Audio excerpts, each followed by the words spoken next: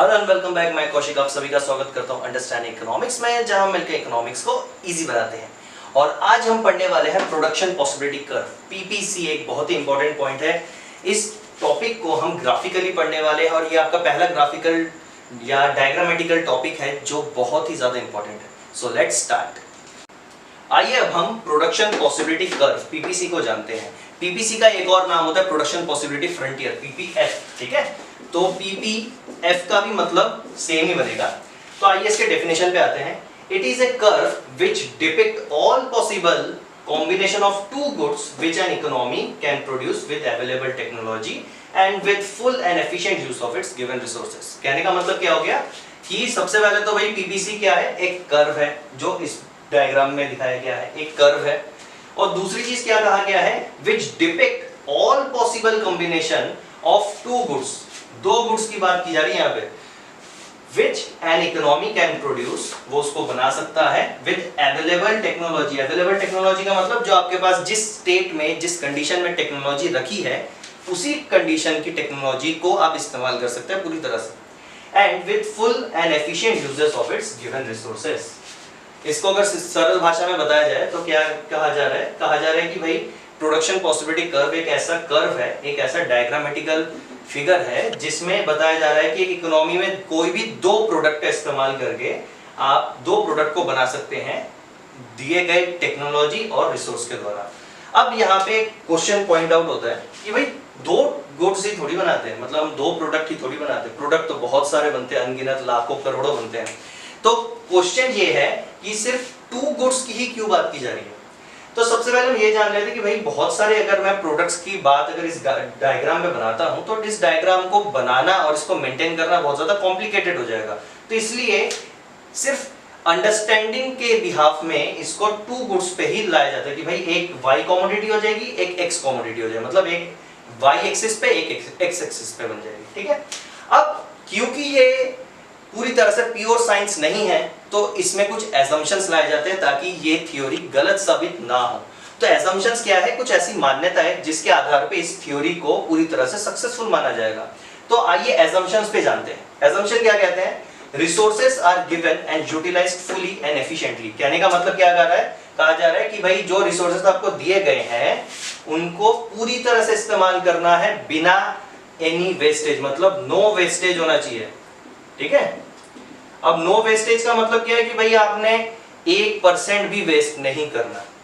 Second assumption क्या कह रहा है, technology is given and does not change. और ये जो टेक्नोलॉजी है ये इंस्टेंटली चेंज नहीं होगी। मतलब अगर आईफोन 7 का कोई मॉडल आया है तो आईफोन 8 अभी रिसेंटली नहीं आने वाला। ठीक है, तो टेक्नोलॉजी आपकी सेम वही रहेगी जिस टेक्नोलॉजी की हम इस पीपीसी में बात कर रहे हैं। ठीक है, अब इसके बाद यहाँ पे आ रहा है नेक्स्ट थर्ड पॉइंट क्या है, resources are not equally efficient in production of all goods. कहने का मतलब नॉट इक्वली एफिशिएंट का मतलब क्या है कि अगर मैं गुड ए की बात कर रहा हूं, मतलब अगर मैं गुड ए की बात कर रहा हूं और यहाँ पे एक और गुड है बी, तो दोनों प्रोडक्ट्स के बीच में कभी भी इक्वल प्रोडक्शन लेवल नहीं होगा। कहने का मतलब हो सकता है ए का प्रोडक्शन ज्यादा होता हो और बी का प्रोडक्शन कम होता हो। तो इन एजम्पशंस को ध्यान में रखते हुए, इन तीन एजम्पशन को ध्यान में रखते हुए हम क्या करेंगे, इस पूरे पीपीसी के डायग्राम को स्टडी करने वाले हैं। ठीक है, आइए अब हम पीपीसी को टेबल एंड ग्राफ के द्वारा, मतलब डायग्राम के द्वारा इस चीज को समझते हैं। देखिए सबसे पहले अगर हम ये देखें तो हमारे पास इस टेबल में कॉम्बिनेशन दिए गए हैं A B C D E F और कुछ एक्सेप्शनल, मतलब ये कॉम्बिनेशन बाद में समझाऊंगा, जी एन एफ। अब यहाँ पे दो प्रोडक्ट की बात की गई है, वीट और पोटैटो। अगर पोटैटो की बात करें तो पोटैटो को हमने वाई एक्सिस पे रखा है और वीट को हमने एक्स एक्सिस पे रखा है। ठीक है, अब यहाँ पे एजम्पशन को थोड़ा ध्यान में रखते हैं कि भाई किसी प्रकार का कोई वेस्टेज नहीं होगा, नो वेस्टेज। यहाँ पे टेक्नोलॉजी आपकी कांस्टेंट रहेगी, टेक्नोलॉजी में कोई चेंजेस नहीं आएंगे और no equal efficiency in production. कहने का मतलब दोनों प्रोडक्ट को बनाते वक्त एफिशिएंसी लेवल दोनों की बराबर नहीं हो सकती। जैसे अगर हम यहाँ पे देखें, वीट 0 से 1 हो जाने पे 15 to 14 एक की यहाँ पे प्रोडक्शन कम हुई तो यहाँ पे एक बढ़ गई। उसी तरह से यहाँ पे 2 की प्रोडक्शन होने पे, मतलब जब एक और प्रोडक्ट हम बढ़ा लेते हैं तो यहाँ पे अचानक से 2 प्रोडक्ट कम हो गए। तो इसको कहते हैं कि नो इक्वल एफिशिएंसी। ठीक है, अब हम डायग्राम की तरफ आते हैं। डायग्राम को अगर हम देखते हैं तो यहाँ पे हमारे पास कॉम्बिनेशंस कुछ इस प्रकार से दिए गए A B C D E F, ठीक है। और यहाँ पे पोटैटो दिया गया है y एक्सिस पे और वीट दिया गया है x एक्सिस पे। अब यहाँ पे कहा जा रहा है कि पहले कॉम्बिनेशन को देख लेते हैं। फर्स्ट कॉम्बिनेशन क्या कह रहा है, A की कॉम्बिनेशन पे जब हम आते हैं मतलब इस जगह पे, तो यहाँ पे हम देखते हैं कि भाई वीट क्या है, पूरी तरह से जीरो, वीट की मात्रा पूरी तरह से जीरो और पोटैटो मैक्सिमम लेवल पे प्रोड्यूस हो रहा है। अब मैं अगर बी कॉम्बिनेशन पे आता हूं, बी कॉम्बिनेशन पे जब हम आते हैं तब देखते हैं कि भाई वीट एक हो गया, वीट की मात्रा थोड़ी सी बढ़ गई, ठीक है, और यहाँ पे पोटैटो थोड़ा सा कम हो गया, तो पोटैटो कम हो गया और वीट यहाँ पे बढ़ चुका है। तो इस तरह से ये सारे कॉम्बिनेशन क्या बता रहे हैं कि जैसे जैसे आप वीट की प्रोडक्शन को बढ़ाओगे, वीट को बढ़ाते रहोगे, तो पोटैटो क्या होगा, धीरे धीरे कम होता रहेगा और वीट यहाँ पे बढ़ता रहेगा। अब इसी कॉम्बिनेशन को मैं आपको थोड़ा सा और एक्सप्लेन कर देता हूं। कैसे एक्सप्लेन करूंगा आप थोड़ा सा देखिए। अब यहां पे जैसे ही F वाले कंडीशन पे आते हैं, यहां पे F वाले कंडीशन पे आते हैं तो वीट आपका मैक्सिमम हो जाता है, ठीक है, वीट आपका मैक्सिमम हो जाता है और यहाँ पे पोटैटो पूरी तरह से जीरो हो जाता है।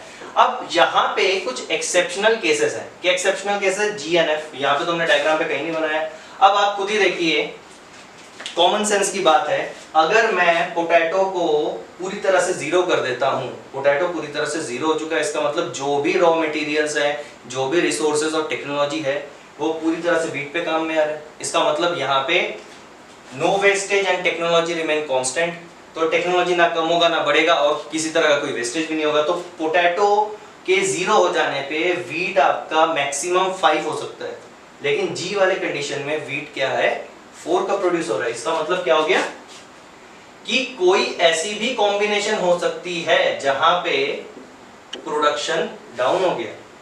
अब भाई देखो, आप खुद देखो कि मेरे पास जो एजम्पशन दिए गए थे मैंने तो उन तीनों को फॉलो किया, बट फिर भी पोटैटो के प्रोडक्शन जीरो करने पे वीट की प्रोडक्शन कम कैसे हो गई।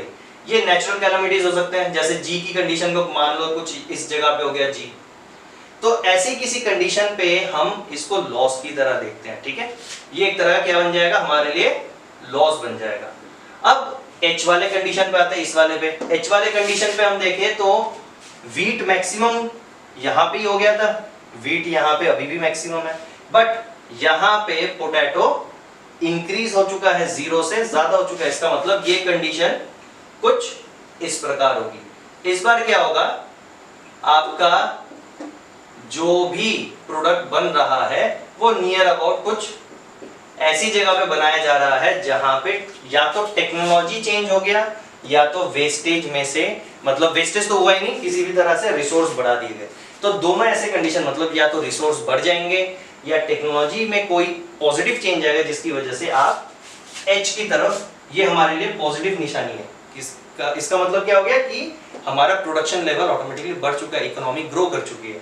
तो प्रोडक्शन पॉसिबिलिटी कर्व आपको क्या बताती है, ये डिनोट करती है कि मैक्सिमम कौन कौन से ऐसे कॉम्बिनेशन है जहां पे मैं जीरो वेस्टेज, टेक्नोलॉजी को रिमेन कांस्टेंट रखकर भी प्रोडक्शन को सबसे बेहतर तरीके से कर सकता हूं, ठीक है।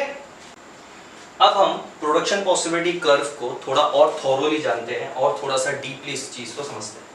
देखिए, ये जो सेम जो टेबल का जो डायग्राम बनाया था वही डायग्राम यहाँ पे, वाई एक्सिस पे पोटैटो है और एक्स एक्सिस पे वीट है। अब यहाँ पे जो कॉम्बिनेशन हमारे पहले वाले थे, जैसे A B C D E F, ये वो कॉम्बिनेशन है जो हमें दिए गए रिसोर्स और टेक्नोलॉजी के आधार पे पहले से ही प्रोवाइड हो रहे थे। कहने का मतलब यहाँ पे नो वेस्टेज, टेक्नोलॉजी कांस्टेंट थी और इनएफिशिएंटली काम कर रही, मतलब एफिशिएंटली तो काम कर रही थी लेकिन इक्वल एफिशिएंसी दोनों में नहीं थी, ठीक है। अब यहाँ पे अगर हम देखते हैं इस कंडीशन पे A B C D E F, ये ऐसे कंडीशन है जहां पे प्रोडक्ट को प्रॉपरली बनाया जा रहा है और यहाँ पे कोई भी वेस्टेज नहीं हो रहा। कहने का मतलब एफिशिएंटली दोनों ही प्रोडक्ट के कॉम्बिनेशन को प्रॉपर ढंग से बनाया जा रहा है। लेकिन कंडीशन कब आती है, खराब हो जाती है, जब मैं A B C D E F को छोड़कर मैं जी वाले कंडीशन पे आ जाता हूँ। कहने का मतलब अगर मैं इस चीज को कहूं तो हमारे पास ए बी सी डी ई और एफ, ये सारे कंडीशंस हमारे लिए क्या है, मोस्ट सूटेबल। क्यों मोस्ट सूटेबल? क्योंकि यहां पे किसी प्रकार का कोई वेस्टेज नहीं हो रहा, ना ही किसी प्रकार का कोई अनइवन कंडीशन आ रहा है जिसकी वजह से हमें लॉसेस हो। तो ये मोस्ट सूटेबल होता है और मोस्ट एफिशिएंट कंडीशन होती है, ठीक है। बट अगर मैं जी वाले कंडीशन पे आ जाता हूं, इस कंडीशन पे आ जाता हूं, तो जी वाले कंडीशन को हम इन एफिशिएंट मानेंगे। क्यों मानेंगे इनएफिशिएंट? इसको इसलिए माना जाता है क्योंकि जी वाले कंडीशन पे या तो आपको कोई वेस्ट हो रहा है, मतलब प्रोडक्ट में से जो रॉ मटेरियल इस्तेमाल कर रहे थे वो शायद वेस्टेज हो रहा है, या टेक्नोलॉजी में कोई फॉल्ट आ चुका है जिसकी वजह से मैं इन सारे कॉम्बिनेशन को छोड़ के मैं बैकवर्ड पीछे की तरफ आ गया, ठीक है। तो इस कंडीशन को हम कभी भी एक्सेप्ट नहीं करते और तब हमें खुद को चेक करना पड़ता है और दोबारा पीपीसी वाले इस कर्व में वापस आ जाना पड़ता है, ठीक है। लेकिन एच वाली कंडीशन जो हमने और जानी थी, एच वाली कंडीशन कौन सी थी? एच वाली कंडीशन ये थी ग्रोथ की। ग्रोथ किस हिसाब से ग्रोथ? अब सिंपल सी बात है, अचानक से मैं पेड़ उगाऊंगा और उस पेड़ का 3 गुना 4 गुना प्रोडक्शन हो जाएगा, ऐसा तो हो नहीं सकता। इसका मतलब यहाँ पे ग्रोथ है किस चीज का? रिसोर्स का। रिसोर्स का किसी प्रकार का कोई ग्रोथ हो गया, जैसे कि आपको अचानक से खुदाई करने पे बहुत ज्यादा सोना मिल गया, या किसी तरह का कोई पेट्रोलियम की आपको वेल मिल गई। तो ऐसे किसी कंडीशन की वजह से रिसोर्सेज अचानक से बढ़ जाती हैं और जिसकी वजह से हमारा पीपीसी शिफ्ट कर जाता है आगे की तरफ। और एच नहीं, ऐसा कोई भी कंडीशन हो सकता है, पी हो सकता है, क्यू हो सकता है, जहां पे इकोनॉमी ग्रो कर जाती है और प्रोडक्शन पॉसिबिलिटी कर उससे आगे चला जाता है। लेकिन ऐसे किसी भी कंडीशन पे जहां पे मैं आगे बढ़ चुका हूं, मैं दोबारा वापस आना क्यों जाऊंगा जब मेरा प्रोडक्शन ऑलरेडी बढ़ चुका है, ठीक है। तो इस एच वाली कंडीशन को भी हम मोस्ट सुटेबल ही मानते हैं, बट ये बहुत रेयरली मिलता है, ठीक है। तो यहाँ पे किस चीज का ग्रोथ हो रहा है? रिसोर्स का, प्लस टेक्नोलॉजी में मे भी कोई भी पॉजिटिव चेंज आया होगा। टेक्नोलॉजी भी बहुत बार होता है कि अपग्रेड हो जाती है। तो ऐसे किसी कंडीशन में हम पी क्यू एच वाली कंडीशन पे राइटवर्ड शिफ्ट हो जाते हैं, मतलब आगे की तरफ शिफ्ट हो जाते हैं, तो हमारे लिए प्रॉफिटेबल कंडीशन है। लेकिन अगर हम पीछे की तरफ शिफ्ट होते हैं तो ये हमारे लिए नुकसानदायक है, मतलब ये यहाँ पे लॉसेस लेकर आएगा, ठीक है।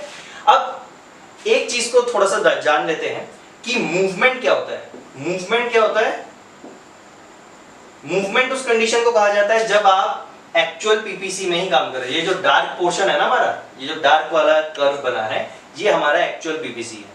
तो इस एक्चुअल पीपीसी में अगर आप ए से बी की तरफ जा रहे हो या बी से सी की तरफ, सी से डी, मतलब मैं ए से बी पे जा रहा हूं, बी से सी पे जा रहा हूं, सी से डी पे जा रहा हूं, या डी से ई पे जा रहा हूं, तो ऐसे किसी भी कंडीशन पे इसको हम क्या कहेंगे? मूवमेंट कहेंगे। मूवमेंट मतलब यहाँ पे किसी भी तरह का कोई वेस्टेज नहीं हो रहा, टेक्नोलॉजी हमारी कांस्टेंट है और दोनों ही प्रोडक्ट में कुछ ना कुछ चेंजेस आ रहे हैं। तो इस कंडीशन को हम नॉर्मल मानते हैं, क्योंकि प्रोड्यूसर क्या करता है, अपने रिसोर्सेज को आगे पीछे यूज करके इस पीपीसी वाले डार्क वाले पोर्शन में ही घूमता रहता है, ठीक है।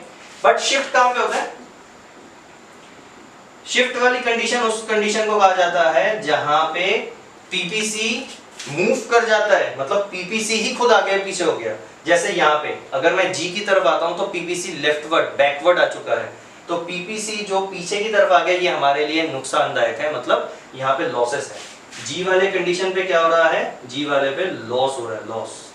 और एच वाले कंडीशन पे हमारे लिए क्या हो रहा है? एच वाले कंडीशन पे हमें प्रॉफिट हो रहा है। तो अगर पीपीसी राइट की तरफ शिफ्ट होती है तो प्रॉफिट, अगर पीपीसी पीछे की तरफ शिफ्ट होती है लेफ्ट की तरफ तो लॉस। आज के लिए हम इतना ही रहने देते हैं। ये टॉपिक वैसे पूरी तरह से कंप्लीट हो चुका है, लेकिन इससे कुछ इंपॉर्टेंट पॉइंट्स और कुछ क्वेश्चंस हैं जो मैं आपको नेक्स्ट पार्ट में करवाऊंगा। तो इस टॉपिक से रिलेटेड अगर आपको कोई भी क्वेश्चन है तो कमेंट सेक्शन में जरूर लिखें, मैं आप लोगों का आंसर जरूर दूंगा। और इस वीडियो को बनाने में बहुत मेहनत लगी है, तो एक लाइक जरूर कीजिए और इस वीडियो को शेयर कीजिए ज़्यादा से ज़्यादा स्टूडेंट्स को, ताकि हमारे साथ और स्टूडेंट्स जुड़ सकें।